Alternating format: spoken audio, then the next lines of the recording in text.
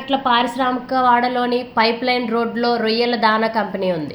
ఉదయం ఒక్కసారిగా గోదాముల నుంచి దట్టమైన పొగలు రావడాన్ని స్థానికులు గమనించారు.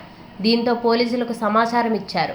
స్థానికుల నుంచి సమాచారం అందుకున్న పోలీసులు, ఫైర్ సిబ్బంది ఘటనా స్థలానికి చేరి 3 అగ్నిమాపక యంత్రాలతో మంటలను ఆర్పివేశారు.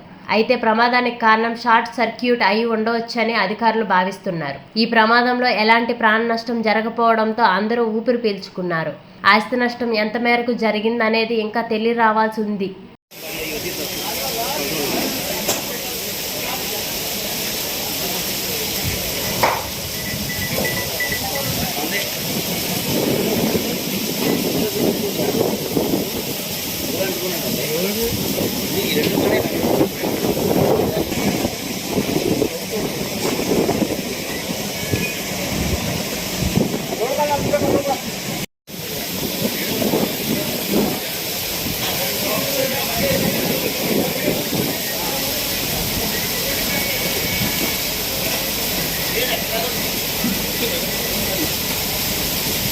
ఎంత పెట్టారా